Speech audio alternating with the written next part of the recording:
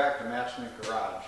This 1977 Ford F250 Highboy has been sitting for 15 years. Let's see if we can't get it started today. Let's take a quick walk around here. I'll show you exactly what I got. It's kind of like going on a blind date. Your buddy talked her up, said she's the greatest thing ever. Come to find out, when you meet her, she is a solid 2.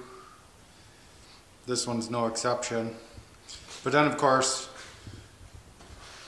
she always comes with a friend. We'll save that for a future project. But this one, I bought it in the dark. I looked at like 2 pictures.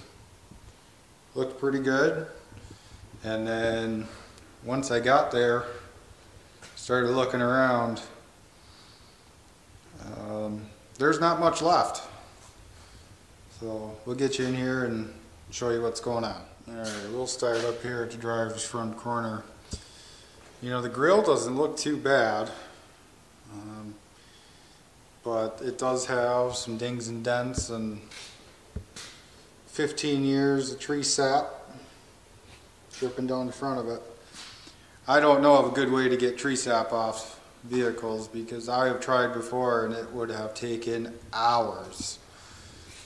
But the hood here, that's all rotted out. Got just holes across the whole front. Whatever this pinstriping is here. But she's just rotted right out. So that's no good. Bumper's rotted out, bent.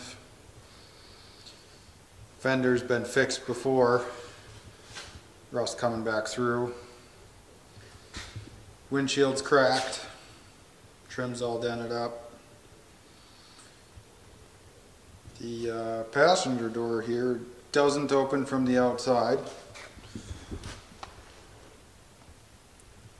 Rust is pretty substantial there.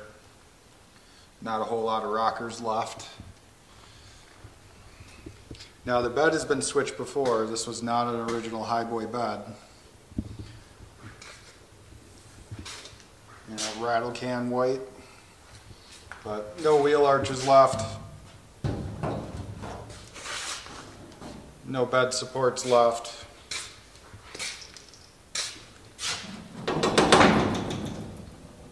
You know, gets flapping too much while you're driving, it'll take off. We got a custom tailgate latch.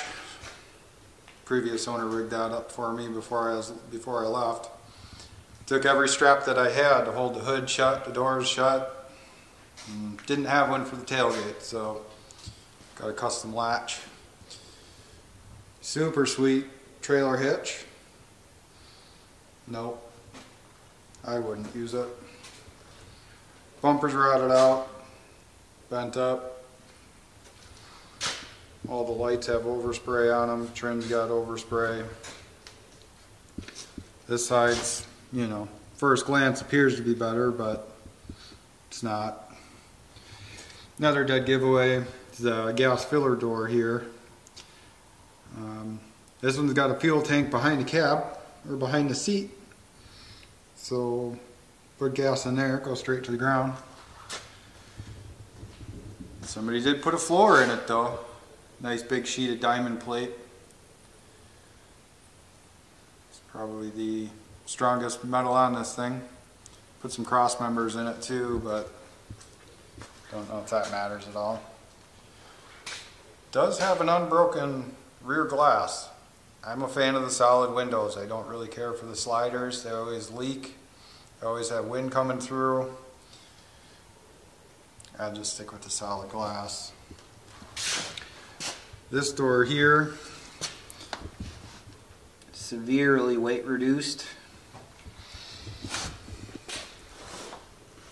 Does not latch.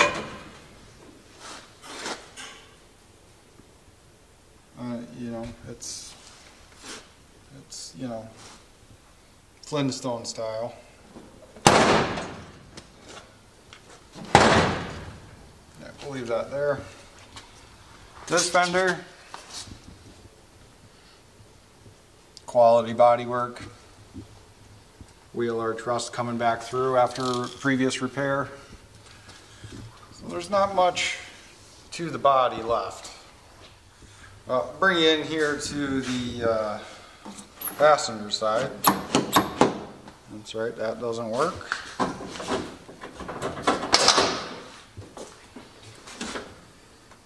No door panels, no hardware.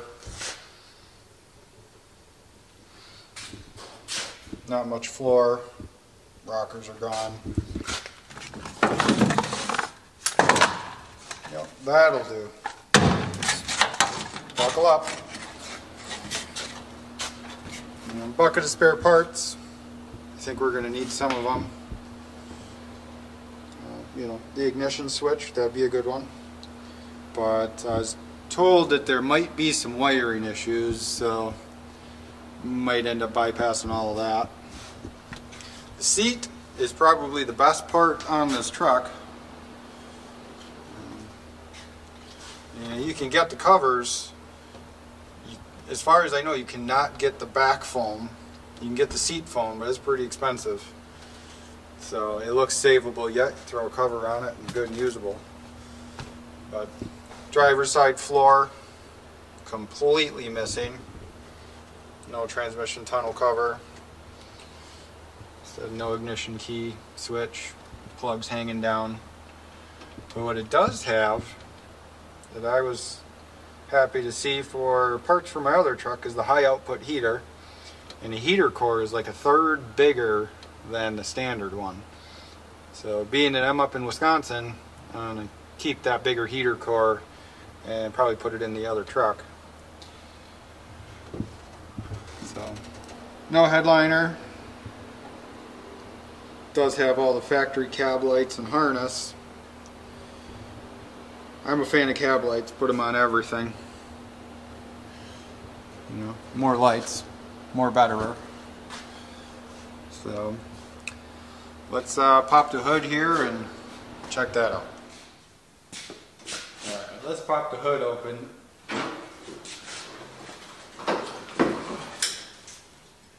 See exactly what we have. So this is supposed to have a 400 with a C6 automatic. I have not confirmed that.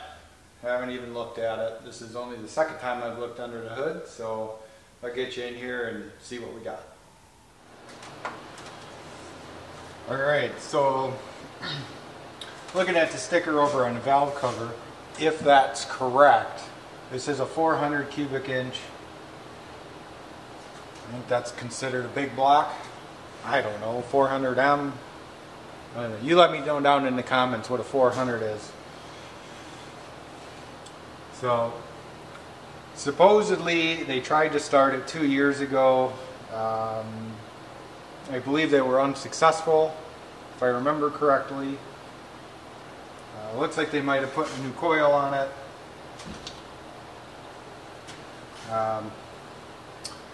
But let's just start with, pull the air cleaner off, see if the carburetor's freed up. I did spin it over to make sure it wasn't locked. Spun it by hand. It did spin enough. So let's get the air cleaner off here and see what we got for a carburetor. Oh, jeez. Guess the bumper's not bolted on too well.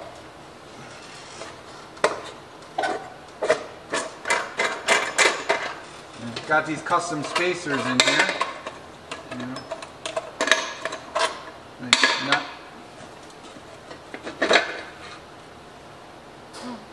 I guess we don't believe in filters.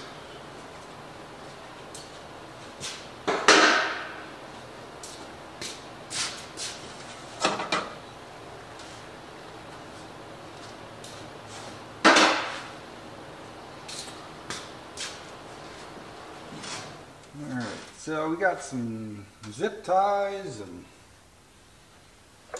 choke's not hooked up. Well, it's a manual choke cable next to an electric choke, so obviously the carburetor is different.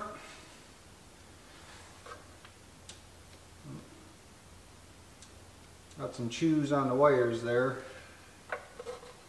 We'll see if I've got some other ones. If we get that far.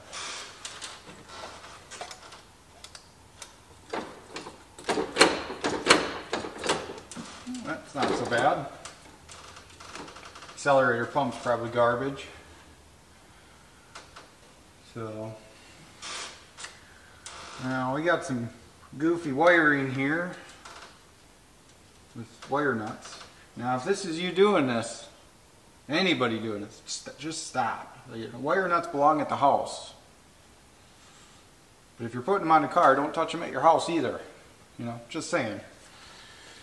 So I'm gonna root around a little bit here and see exactly what this might be for. It looks like it goes right over to the spark box, so it must be just bypassing some other. Oh, there's more wire nuts. So we'll see what we've already got 2 different kind of spark plug wires on here. So let me root around here. We'll see what we've got going on, and I'll get back with you.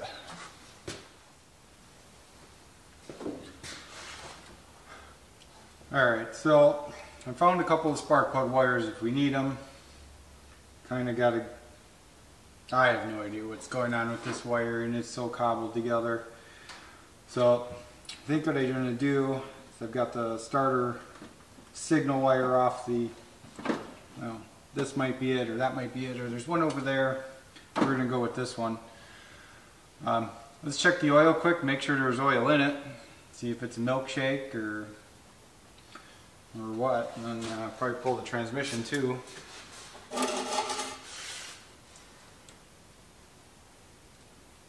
There's something there. It's definitely dirty, but there's no milkshake. A lot of gas in it. Ooh, lots of gas in that one.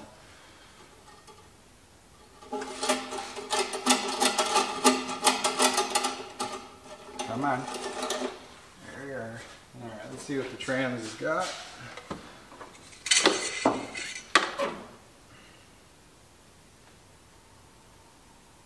Plenty. Still red. So that's a start. Not that it matters. So I think what I'm going to do is pop a battery in here. Got to fix up this, put an end on this ground cable.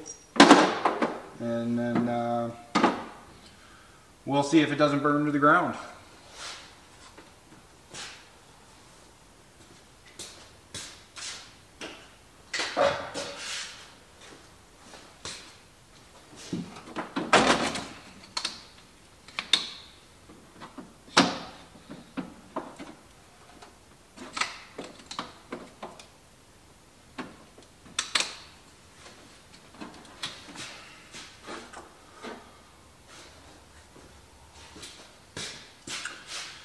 Alright, I got one of these battery disconnects I'm going to put on here. Just an easy way to just turn the knob and disconnect the power real quick.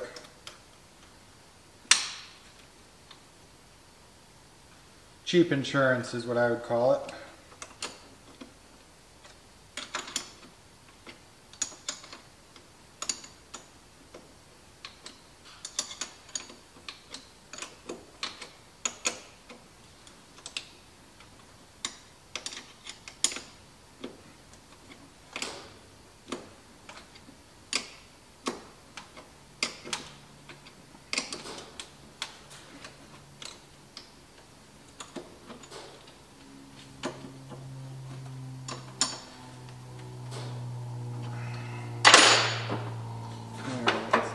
Down here,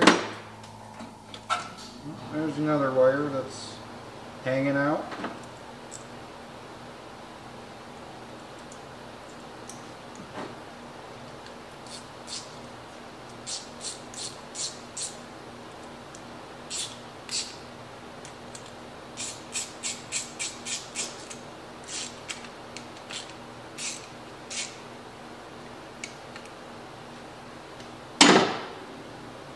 That should be good enough.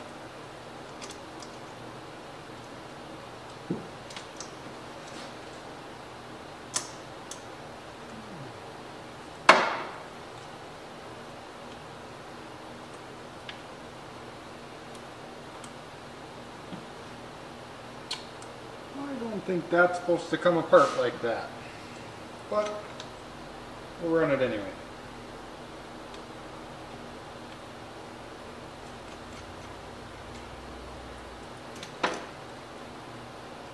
I think that might be a positive end, so we'll see if we can't crank it down and turn it into a negative battery cable end.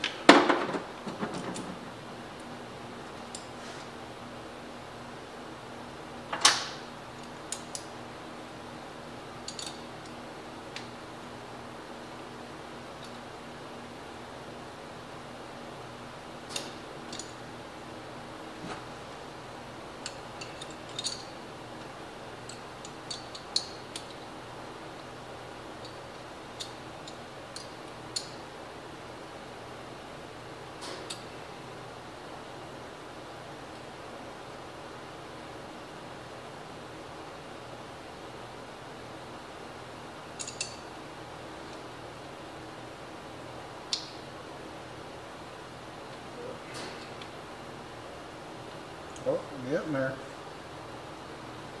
I don't know if I got enough here.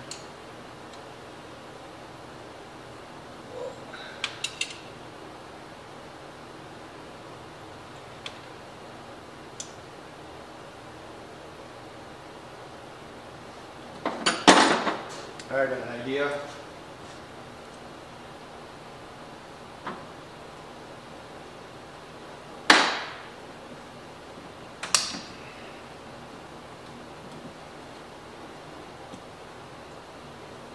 Perfect.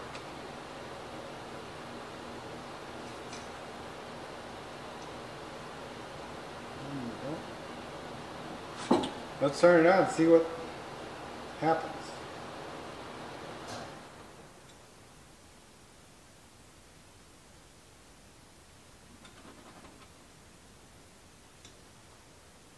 Well, that was uneventful.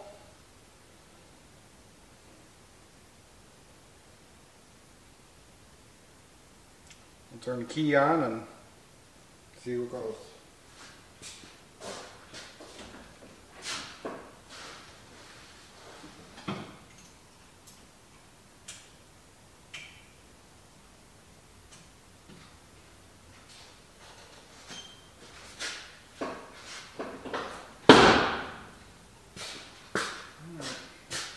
Ignition's on. Don't see any smoke or nothing. It's a good sign.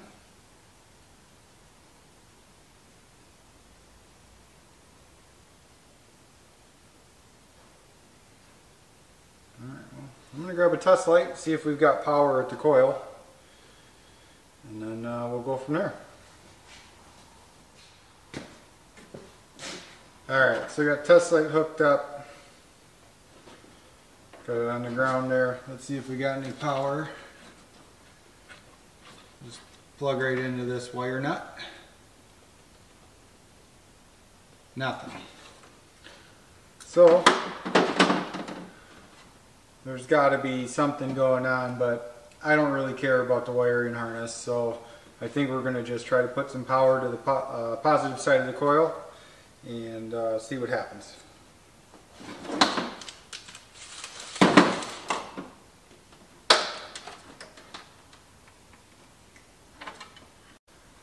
Alright, so I had no power at the coil with the key on, so I got rid of all that. It's got some jumper wire here onto the positive side of the coil. And then I got my starter button going from positive side of the battery to the starter solenoid, and it cranks over a little bit. Let's try it. Alright. I don't know if you guys could see that, but that started on fire immediately. So let's disconnect this and see why we're catching on fire.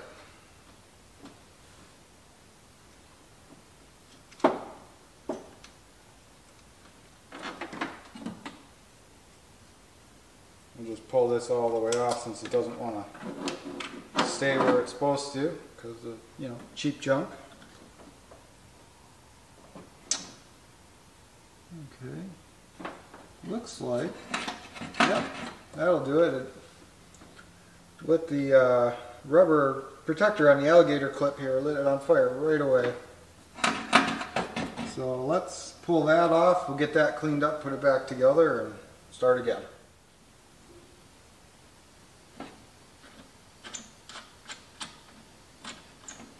This whole cable got a little warm. I think it starts down here, just going up, so we'll clean it up first. And yeah, it was just arcing out there. So that could have been some previous issues too that the previous owner was having, couldn't get it going.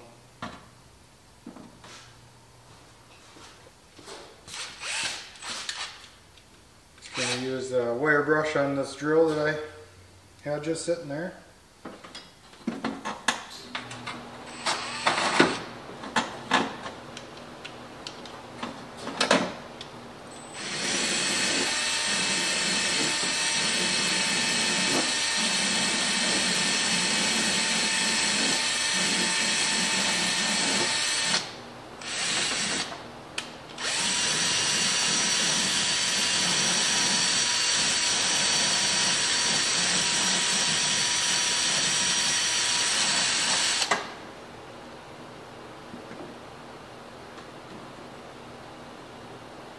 That thing's just garbage. We'll see if it works.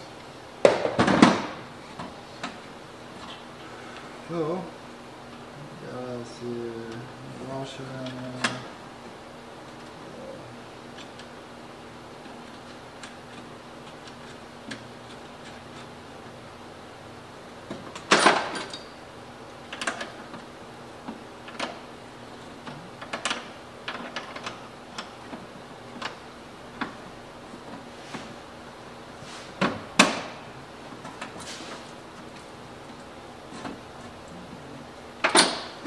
Get the right size wrench and try it.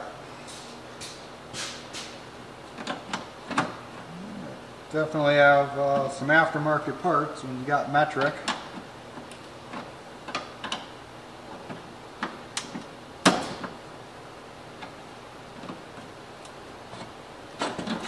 Alright, well that didn't last long. So we'll cut that off, I'll put a new end on it and then start over.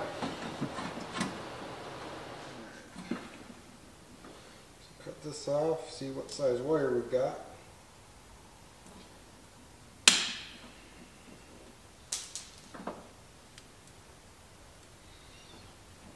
See the number 4.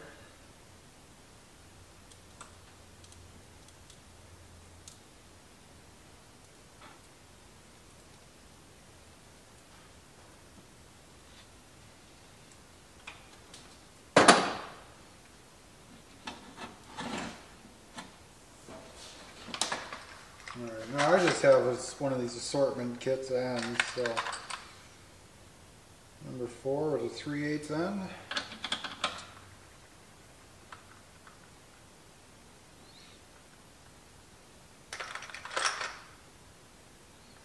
Number 4 with a 5/16 end. That should work. Yeah.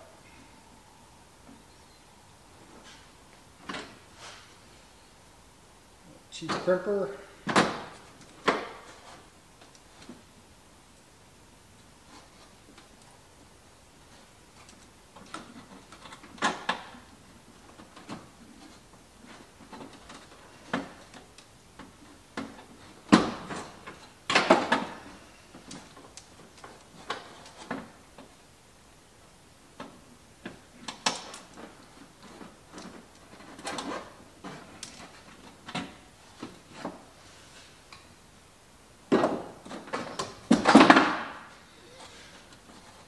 And we'll try this again here.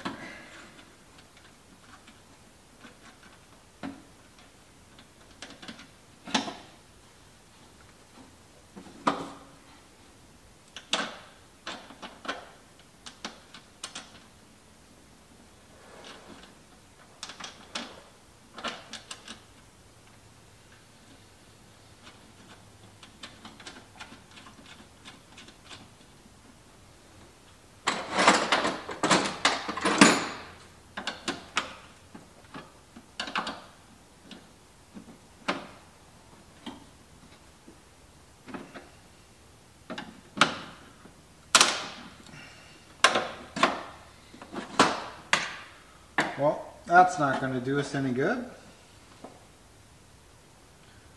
So, we'll check out the other 3 starting solenoids that are in the cab.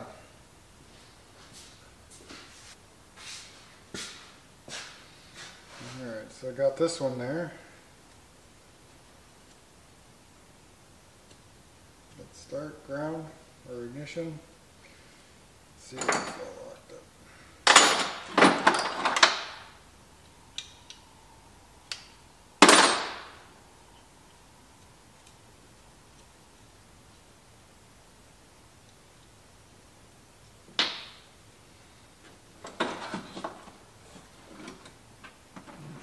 Let's take that off.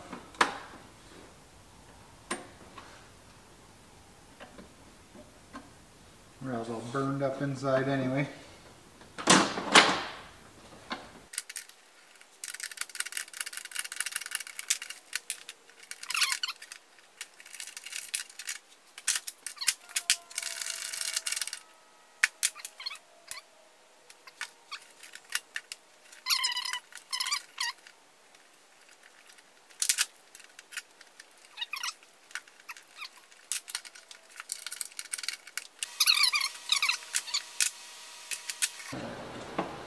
I think what I want to do is make sure this solenoid actually works before we hook that up.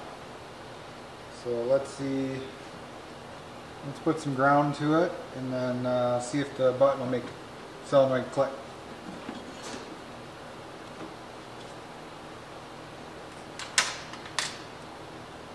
Starting to think this battery disconnect wasn't such a good idea after all, as it's just fighting me every time.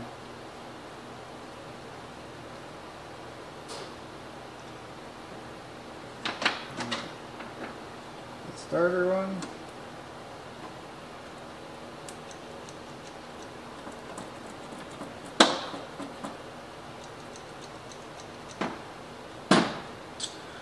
Of course, I think this one's dead too. Let's see if we got a good ground. Or make sure we've got a good ground.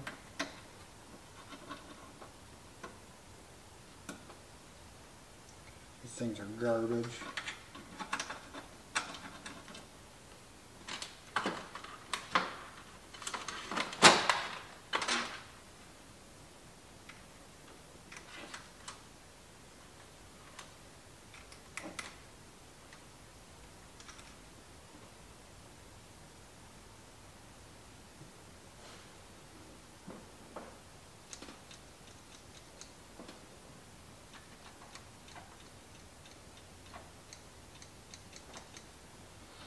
One sits, there's a light clicking in there, but I think it should be more. Fixed. Alright, let's unscrew that, maybe it'll hold, and then get this cable on. Actually, let's make sure current's actually going through it. Hook another alligator clamp on here with the rest of them.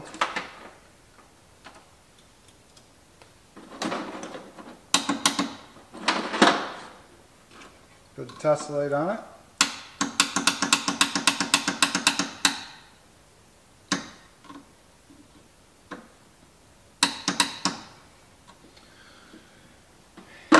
Well, that's not looking promising.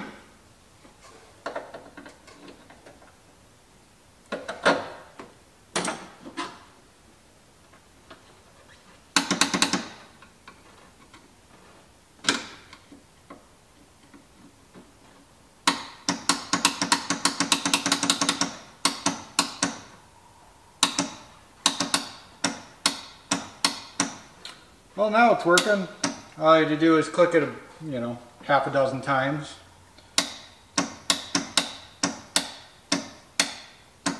And it fixed itself. Alright. So now, we'll do that and put that starter cable on.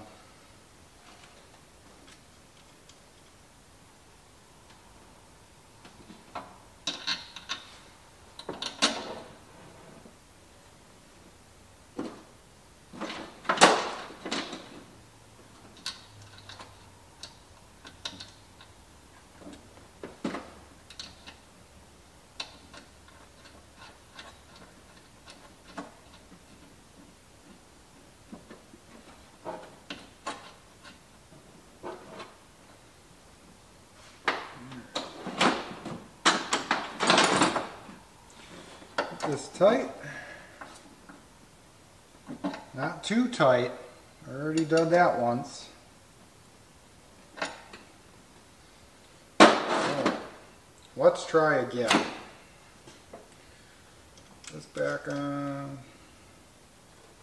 Put this back on.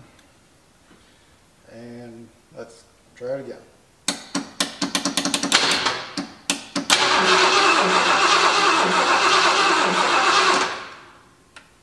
I'll take that.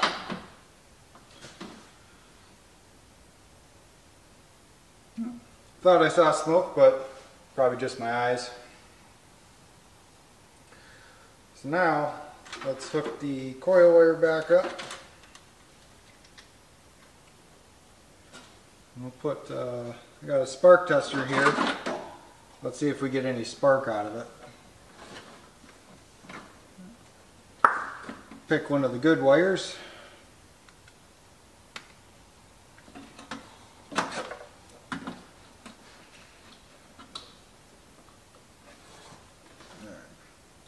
Let's try again.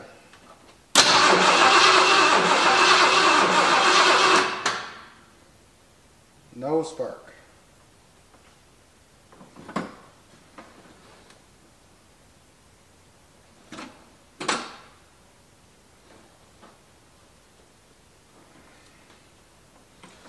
Try again just because everything else is fixing itself, so maybe this will too.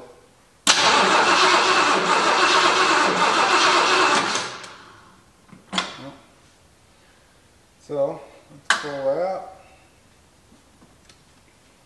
Yeah, I know I'm disconnecting a lot of times, but I'd really like to not burn my shop down, you know, and the other shops around me. So, we'll just let that get off of there. And let's pull that distributor cap and see what's on the inside.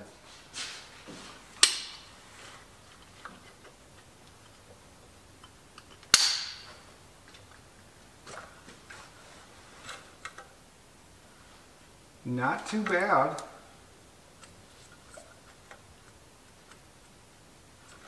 Not great, but not too bad.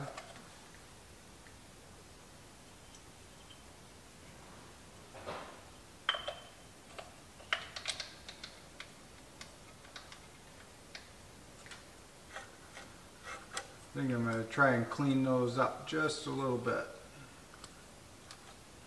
And if that doesn't work, then we'll try testing the coil out. Alright, just got the coil tested, and then I had to go pick up the ignition control module because, you know, those are always bad. First thing I noticed right away is the hot wire I've run into the coil is now sparking a little bit. So something changed here. So I'm going to crank it and let's see if we've got spark.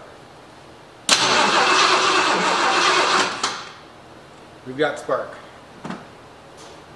So next thing we're going to work on here is probably pour some fuel down the carburetor and see what happens. Alright, so let's put a little fuel in here.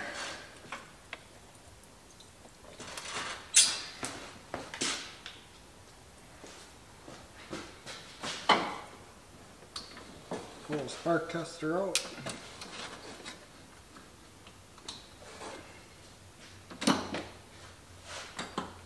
Turn the key on. See what happens.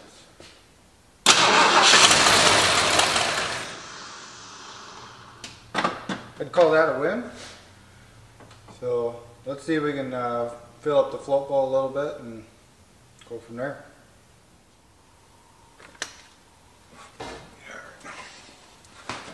Let's try that.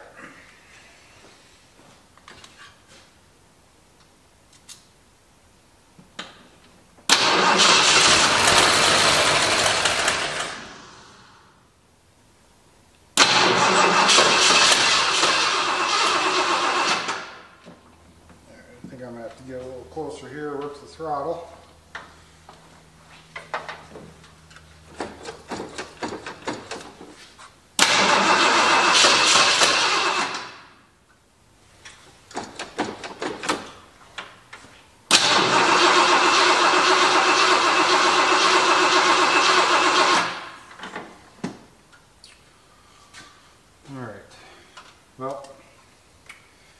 should do is I'm going to bypass the mechanical pump.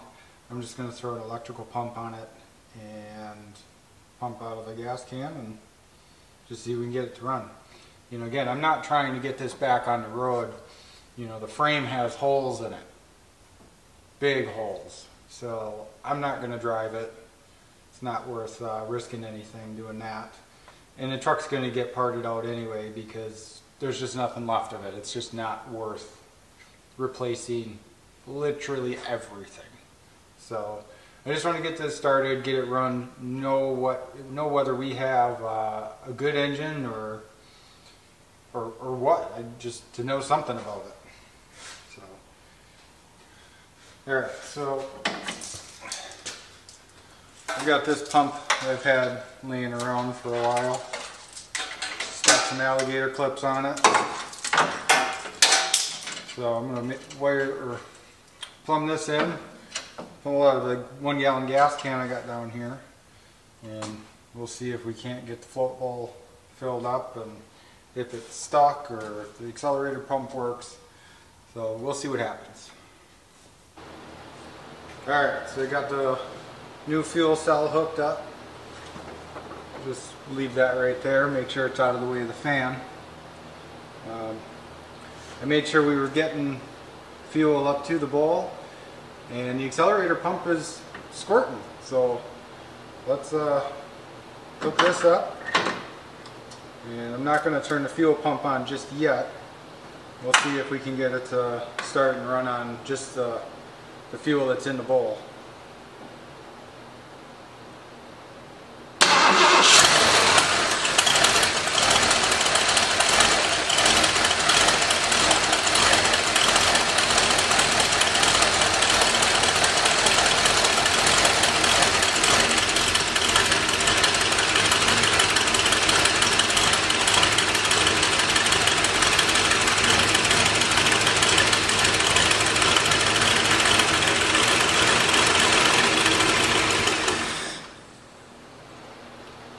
I think that was pretty successful. I did not think that it was going to sit there and just idle right away. I thought there was no way without having an air filter and that air cleaner. I thought the mice would have had it filled up. So I'm going to get a door open here so we don't gas ourselves, and we'll turn the pump on and we'll go from there. Alright, we got some doors open for some ventilation. We'll turn the pump on.